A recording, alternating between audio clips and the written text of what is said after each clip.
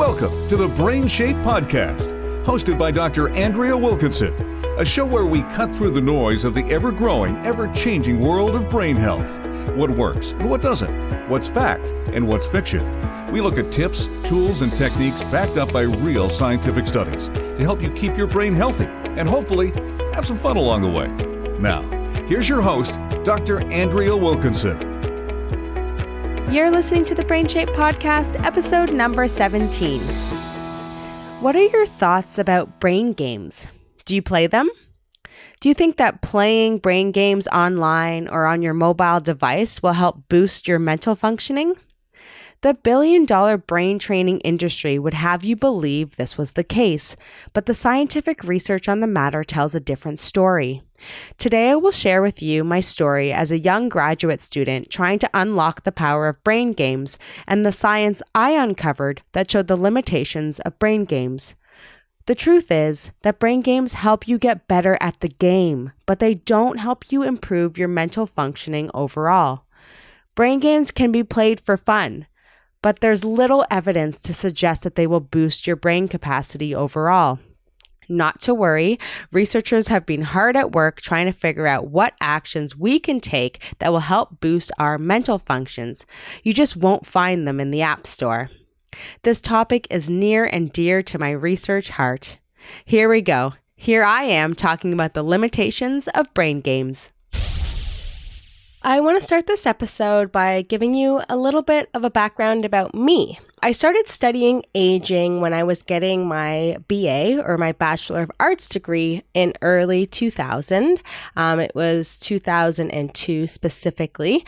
So as part of the education that I was getting in my bachelor's degree, I had to do some volunteer work in long-term care homes. So I spent a lot of my time talking to and engaging with people who were living in long-term care. And so oftentimes they were experiencing severe levels of cognitive impairment. So people often had mid to late stage dementia. Symptoms of dementia include memory loss, disorientation to time and space, communication challenges, for example. And so from this volunteer work that I did as a Bachelor of Arts student, I really gained a lot of firsthand experience working with people who had undergone a substantial amount of brain changes because, as we know, dementia is a neurodegenerative brain disorder. So as the disease progresses, your brain slowly shrinks and brain cells die off. So as a result of this experience and really having this firsthand time being with people who were experiencing these severe brain changes, I became very fascinated with this whole idea of brain training as a way to maintain or even enhance our mental abilities. So when I started graduate school in 2007, I really wanted to explore the use of brain games because I was really fascinated, as I mentioned, in this whole idea of brain training because I saw the devastation that people experienced when they developed dementia. And so I really was curious about what we can do when we are experiencing healthy aging, what we can do to maintain or enhance our mental functions. And so because of this curiosity, I really was interested in brain games and the use of computer programs as a way to maintain or enhance our mental functions. And at the time, so this is 2007, computer games were all the rage. So it was being researched a lot. Lots of scientific inquiry was being done around the development and evaluation of brain games. There were lots of apps that were being developed. There were gaming consoles that were dedicated to brain fitness. There were companies coming out that had brain training platforms. And so it was very popular. And because I was a student, I was really convinced that I was going to be able to design and develop a computerized brain game that would actually lead to improvements in mental abilities. For example, memory and thinking speed and reasoning in healthy older adults. So my attention had shifted from people with dementia to really focusing on healthy older adults and how is it that we can maintain healthy mental abilities while we age. So as a graduate student, my big research projects in both my master's and my PhD, so this is my master's thesis and my PhD dissertation, both of these projects were focused on brain training using computerized programs in the lab. So we can fast forward the 6 years that it took me to get my master's and my PhD, and the sad discovery from the research that I did really uncovered the limitations of brain games and computer-based programs to improve mental functions. So when people complete these computerized programs and these brain games, they get better at the computerized programs or the specific brain game that they're asked to complete, but they don't get better at general mental functions overall. So in other words, playing these computerized games helps you get better at the game you're playing, but they aren't very helpful at benefiting mental abilities overall. But why is it that brain games were even considered as a possible avenue for improving mental abilities? Well, it all comes down to the notion of brain plasticity, which if you've been listening to the podcast, you know that I talk about it quite often, and it's my favorite topic, and it's actually the whole foundation for BrainShape. But brain plasticity really is our brain's ability to change and adapt in response to our experiences and the environment. So it was this understanding of brain plasticity that gave rise to the notion of brain games.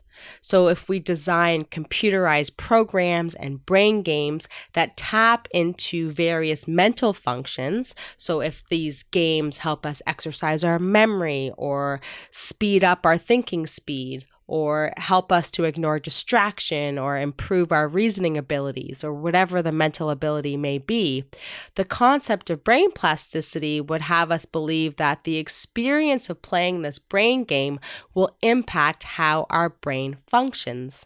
And this belief really created a billion-dollar brain gaming industry. So we have companies like Lumosity, we have games like Brain Age. We have companies such as Brain HQ, Cognifit, CogMed, all of these companies and brain games that are based in the belief that if you play the brain games that they are promoting and selling to you, you will experience overall improvements in your mental functions.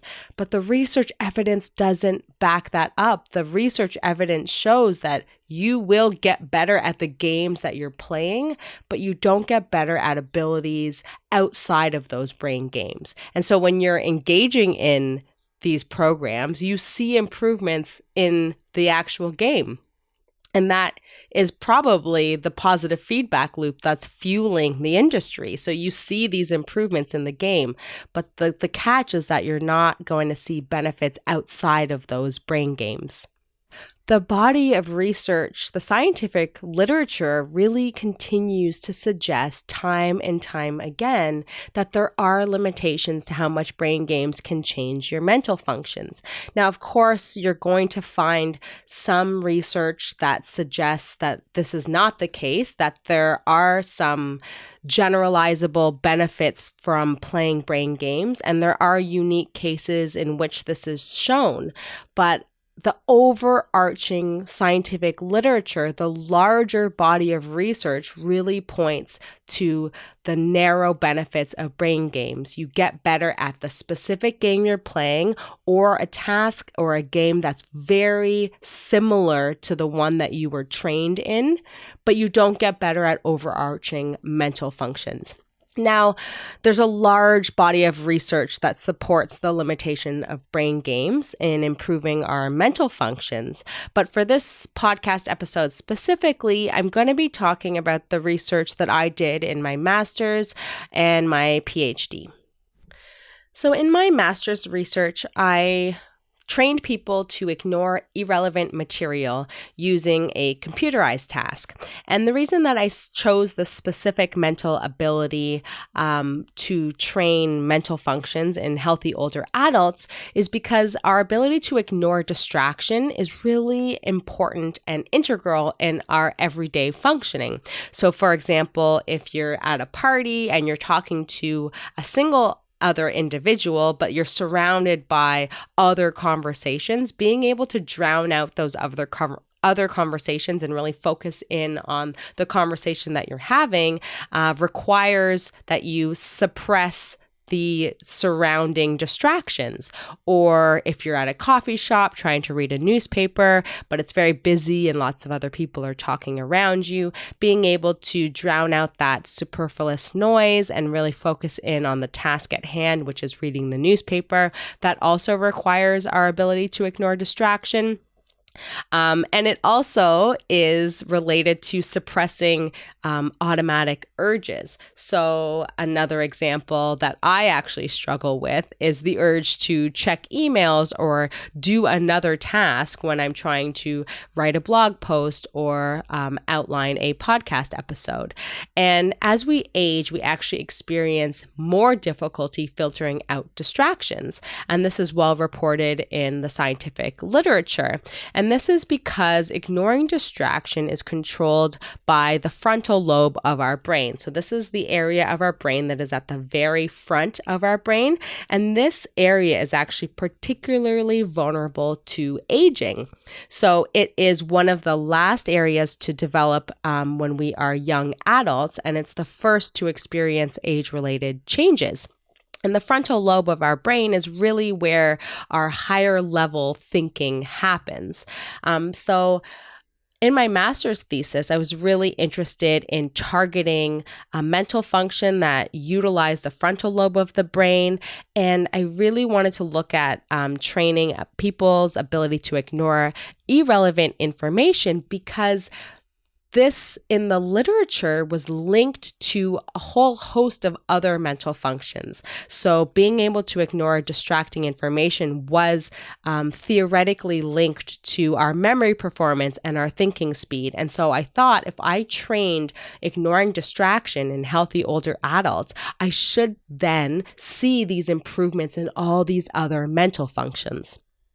In my master's thesis research, I trained the ability to ignore irrelevant and distracting information using a computerized task called the Stroop Task. And you may have heard of the Stroop Task before, but even if you haven't, in the Stroop Task, people are shown a color word and they're asked to name the ink color of the color word and to ignore what the color word is and to just identify what the ink color is. So, for example, if you see the word red, so R-E-D in red ink, you should respond red. But if you see the word red, R-E-D in blue ink, the correct answer is blue. So this task seems simple on the surface. Obviously, we're able to identify the names of colors. That's not hard, but it actually is quite challenging. And this is because our brains are hardwired to read words. So when you see the word red, R-E-D, appear in blue ink, your automatic urge and inclination is to actually read the word. So people often incorrectly say red, even though the correct answer is blue. In this master's thesis, I asked people to complete the Stroop Task for 6 different training sessions. So they came into the lab 3 times a week for 2 consecutive weeks. And what I found was that healthy older adults, so adults that were over the age of 60, showed meaningful improvements in their ability to ignore distraction across the 6 sessions. So in other words, our research showed that with practice, older adults got better at ignoring irrelevant information. They were better able to ignore the color word in order to correctly identify the ink color. And we even found, and this was pretty special, that these benefits lasted for up to 3 years after the original training took place. But the issue, and this is a big but, we did not see any additional outside benefits. So people got better at naming colors in the Stroop task and ignoring the color words, but they didn't get better at anything else we tested. So, for example, we looked at thinking speed or your ability to pay attention. And it's my belief, and the belief of many other cognitive psychology researchers, that the main goal of training a mental ability is to see benefits that extend beyond the task that you were asked to practice or the game that you were asked to play. So if I train your ability to ignore distraction, I don't want you to just get better at the task that I use to train that ability. I want to see improvements in all other different avenues as well. As a cognitive aging psychologist and researcher, my goal is to train mental abilities because I wanted to see improvements in a bunch of skills, in a variety of different mental abilities, not just the task that I asked people to complete, not just the task that I trained people in, and not just the brain game that I asked them to play.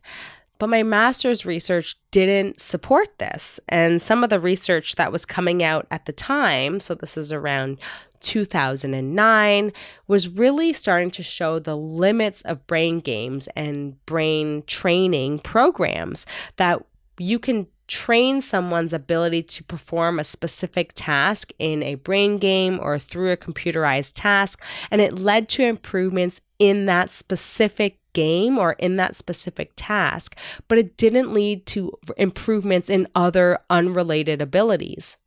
As you can imagine, getting better at ignoring color words to correctly identify ink colors, as I showed in my master's work, is not applicable in the real world. The ability to ignore distraction as measured by the Stroop task is kind of meaningless outside of the lab.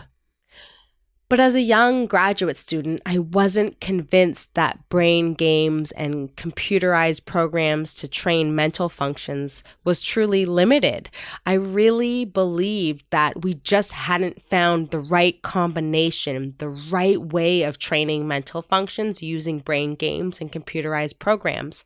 So as I went on to complete my PhD, I really believed that I needed to find the right combination of brain games to unlock our brain health and wellness and to really see these improvements in overarching mental functions. So I really wanted to think about how is it that we can construct a brain game or a series of brain games and computerized programs that really tapped into a important type of mental ability that did show these sort of generalized improvements in overall mental functions. Now, I won't bore you with all of the details. If you want to read the academic publications, I will put the links in the show notes.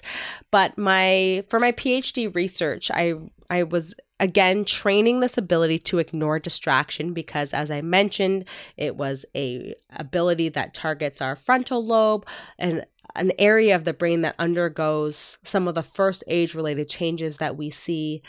It's also being linked to other mental functions such as memory and thinking speed. And so I was really sort of hung my hat on this need to train ignoring distraction.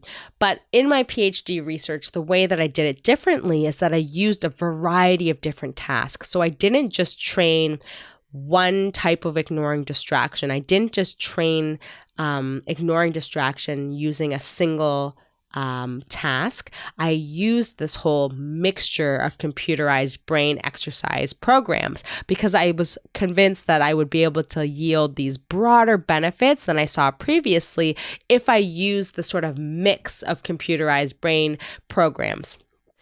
But the end result was almost the same as what I found in my master's work.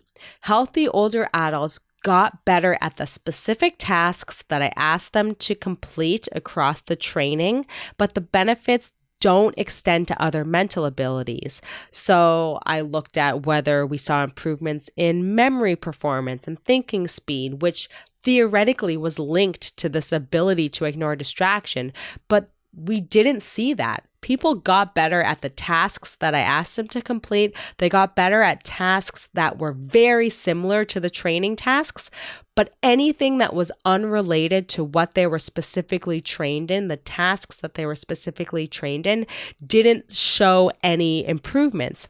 And the evidence really was quite clear. Brain games target very specific mental abilities, and it's only those very discrete mental abilities that show improvements. The finding that brain games are limited in how much they can benefit mental functions overall has been shown time and time again in the literature and in the scientific community. We see improvements in the game that you're playing or in games or tasks that are very similar to what people have been trained in, but you don't see benefits that extend beyond the specifics of the task that you're asked to complete. Of course, there are some very special studies, so there are some unique findings that you'll see in the literature that demonstrate there is generalizability of specific brain games. So, for example, there is some researchers that have done adaptive brain training. So the game gets more complicated the better you are able to perform it. And so that's adaptive cognitive training. And some of that research shows that there are some more generalizable benefits for this type of approach. But you have to sort of take that with a grain of salt because it's a very small group of researchers and small number of studies that demonstrate the generalizable overarching benefit of brain games.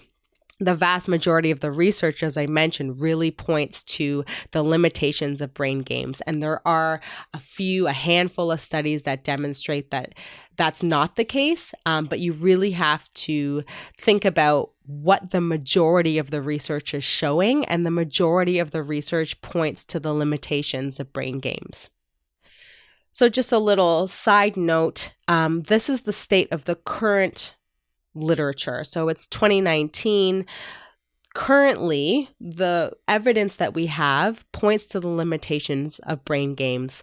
That's not to say that some amazing discovery will not happen in the future that actually changes our understanding of brain games or how we go about training our brains using a computer interface.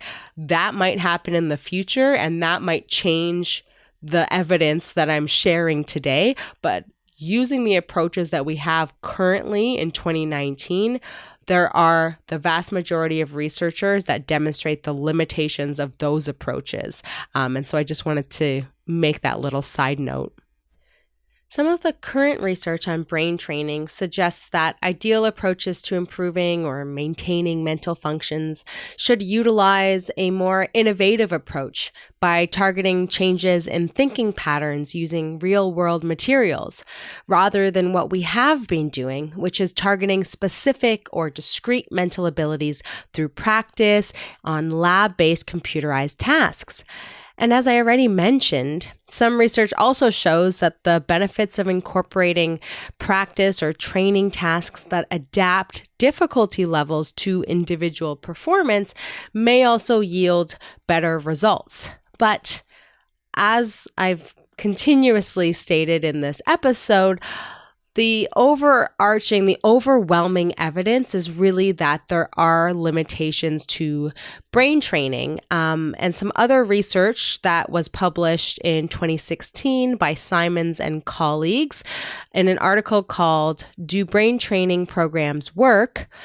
They stated, and I quote, "Based on this examination, we find extensive evidence that brain training interventions improve performance on the trained tasks, less evidence that such interventions improve performance on closely related tasks, and little evidence that training enhances performance on distantly related tasks or that training improves everyday cognitive performance."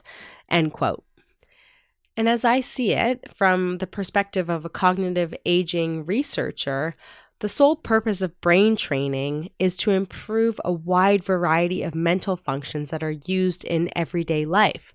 So if the research evidence shows that if you do brain training, you see performance improvements in the trained tasks, but little else, that's not the main purpose of brain training. We want to see improvements in a wide variety of mental functions, not just the tasks that are being trained. And for that reason, the brain gaming industry is not what it's cracked up to be. Traditional brain games don't help in the pursuit of improving our overall mental functions, but that's what their original intention was to do. So if brain games only help us get better at specific games that we're playing, at the specific tasks that we're playing, then they're not really all they're cracked up to be. And for that reason, I don't support and promote the use of brain games. But very important to note that all is not lost. There are limitations to brain games, as I've talked about extensively in this podcast episode. But as a true believer in brain health and wellness, I have obviously done a lot of research on the literature to explore what are the unique features of brain training approaches of mental exercise that leads to improvements beyond the specific tasks that are being trained. And looking back now, it always seems so obvious, but the biggest benefit of brain training comes when you continuously submerge yourself in mentally complex and challenging environments and situations. We can't just expect that playing a brain game or doing a specific type of task on a computer will lead to these overarching improvements in our overall mental functions. We actually have to engage in everyday activities and challenges that are nuanced and require a multitude of different mental functions. And as a result of engaging in these larger, more complex brain challenges and life experiences, that complexity will lead to mental fitness and brain health. A logical follow-up question is then, what are these activities that we should be doing in our everyday lives that are complex and nuanced in terms of the mental functions that they tap into? Well, there is no simple answer. There is no list of activities that I can give you. There's no set of items you should be doing every day to engage in this complexity. But the take-home message is that there is no brain game that will tap into the nuanced and level of complexity that's required to facilitate brain health and brain fitness. To help guide your thinking in terms of the types of activities you should be engaging in on a daily or weekly basis to help stimulate your brain and challenge yourself mentally, I'm going to cite a research project, one of my favorites. And if you've listened to this podcast before or heard me speak live before, you know the research project that I'm going to talk about briefly. It's called the Synapse Project, led by Dr. Denise Park.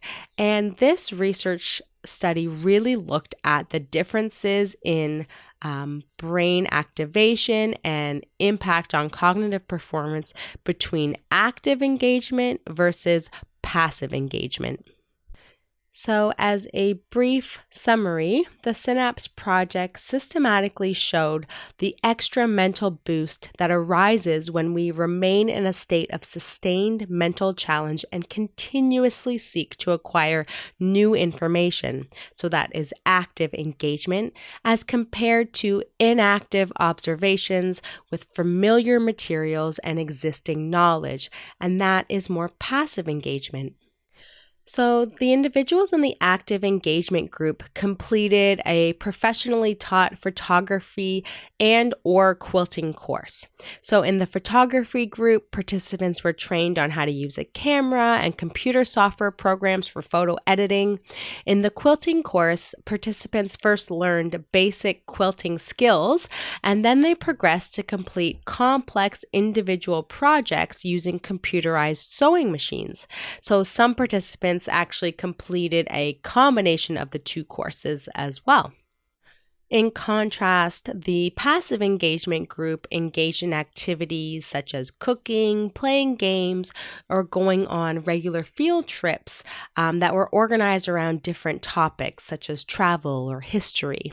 They required no formal acquisition of new information, and some of the individuals in the passive engagement group individually performed activities where they were by themselves, and they performed activities that relied on existing knowledge. So they did crossword puzzles or watched documentaries, for example. The authors found that the individuals in the active engagement groups actually showed meaningful improvements in memory. So this was after they had completed their assigned photography or quilting course. In comparison to the passive engagement group. So those that were in the active engagement group showed meaningful improvements in their memory performance as compared to the individuals in the passive engagement group.